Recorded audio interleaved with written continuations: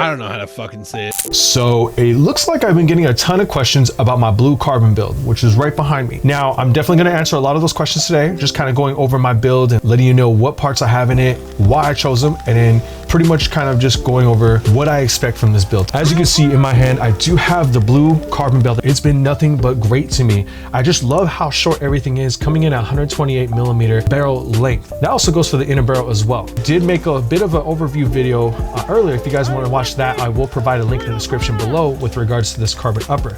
But so far, you guys already know how durable it is with the polymer material at the base and at the threads as well. Not letting it break at all, which has been really nice. ABS sights for a little bit more accurate shooting, but of course I do use a SpeedQB AceTech Brighter C tracer at the front here, which kind of eliminates the need to use the sights at all because I'm using the sights of the tracers, but that's just me. The engine that I am using is a Gate PULSAR, which I will show you guys in a bit, and then the HPA grip itself is an aluminum American-made grip straight from VENDETTA Speedsoft. Taking a look at the entire carbon upper receiver, and you see that I do have the complete inner barrel setup here with the MAXX hop-up. Now this hop-up in particular is just the only thing that's compatible with a lot of the carbon uppers at the moment. I'm pretty sure AirTac Customs has more plans for the future with regards to compatibility with other hop-ups, but I guess we'll see fairly soon. But for now, the MAXX hop-up has been so nice to me. I've been only using this for the past 2.5 years, ever since I first started using HPA. And honestly, no issues with this hop-up so far. I mean, it's fairly basic when it comes to anything that upgradable in the market right now. It does have a capability to do R-hop and flat hopping, and right now the current setting for this is just flat hopping. I'm not really looking for anything too consistent. Followed up, I'm gonna have the purple PROMETHEUS bucking. Obviously you can't see it, but it is installed. It's been really good with regards to HPA, and a lot of people have recommended it to me on the field, especially if you're playing a lot of competitions. It's just been durable enough so that it doesn't break over time.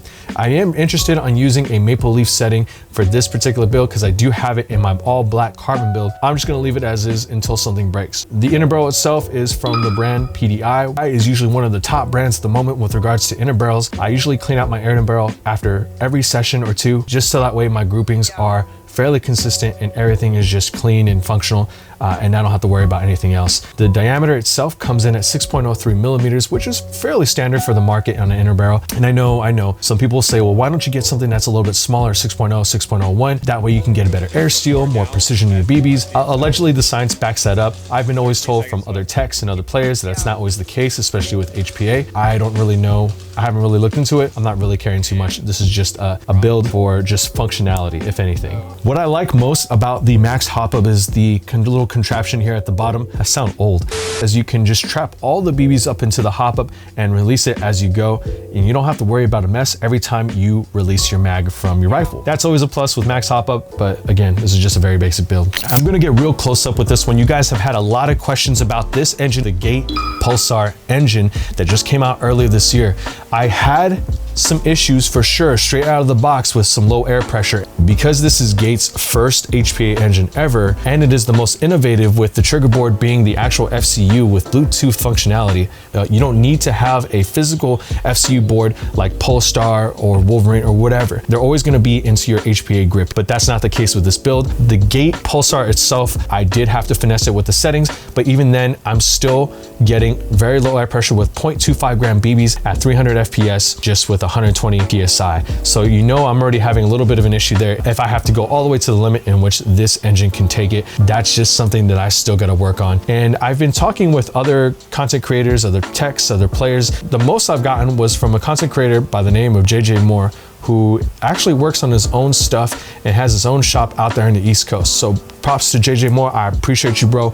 You've been nothing but helpful. And I get the idea that from our conversation, the alignment is one of the biggest issues, especially here that I got it into the AirTac Customs gearbox. It is a little loose, and because of how small the engine is itself compared to the Polestar jack, you're gonna get a little bit of wobbliness there. But it's not too significant for me to notice. And my alignment so far has been pretty good. More or less probably just a seal issue, maybe a solenoid issue. I'm still looking into it. So once I know, I will get back to you guys on that for sure. Now for the grip itself, you guys have also asked me a few questions about this grip in particular, the VENDETTA all aluminum, all American made grip from VENDETTA Speed Soft. I haven't had the chance to make a solo review just yet, but here's what I got so far for it. The aluminum material is just very durable. The way it feels in my hand is just so nice, and it's also light. The entirety of my build with the grip installed, and even though it's just aluminum material that's fairly sturdy, it all comes to just a little over 2 pounds. Nice, right? What I like a little bit about it is that his choice of using the PULSAR Micro Reg Gen 2, the shorter regulator version of most regulators that you see out there in the market, has a very low profile. It is all 0 degrees, so it emulates a paintball marker. Once you hold it, it just feels really nice.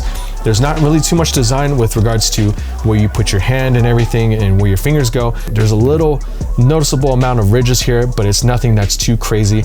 It just feels pretty decent overall. I know there's some grips out there that have a bulge, some have a beaver tail, but that's just not the case with the VENDETTA aluminum grip. I like the two-tone aesthetic. Probably not what he was going for, but this, to me, I think is awesome and stands out from the rest of the grips out there on the market at this time. The space and everything within the grip is usually fairly tight knit, coming out with additional parts to attach to the back of your rifle itself for extra space for your FCU or LiPo or whatever. As we take a look inside the actual grip, you have a fairly small amount of space, just enough for the line and LiPo, which is perfect for this build already. At least getting the grip onto the gearbox was a little bit wonky. I just had to take a small mallet to the bottom of this and just lightly tap it so that way the grip can actually fit onto the gearbox. Overall installation with the screws and everything has been really simple. Just something to keep in mind if you guys do end up getting this grip. Very durable, very sleek, very nice. Two-tone aesthetic, you guys already know. I'm gonna use this grip for a long while. Unless there's a better grip out there in the market, I can't think of anything else. This has just been my favorite one. And like I always say, I like to support local brands. So this is just one of those brands that I love to see kind of make it be more successful out there in the near future. I can't recommend it enough. And honestly, it does the job, so that's good enough for me. Last but not least, I do have the G&G polymer body paired with the flat speed trigger that a lot of people like to use. I've used MAXX triggers before, but sometimes the screws just come undone. More often than not, the speed triggers have just been very precise, very good. If you want something that's just hairline, very finessed, and especially working with the gate PULSAR, speed trigger is the way to go. And this is just one of those many builds that I had fun doing. Out of everything that I've done in the past 3 years of getting into airsoft, this has just been the awesome, most lightest build that I've ever had. I'd love to see what you guys have come up with, any builds, and if you guys want to copy this entire build yourself, by all means, go for it. If you guys have any questions or concerns with regards to this build or any builds that you guys are trying to do, you can always ask me on Instagram and I'll try to help you as best I can. Or even in the comments, I'll try and get back to you guys as well. But that's basically a wrap on this build. And until next time, guys, I gotta go catch the Warriors game, and I'll see you on the next video.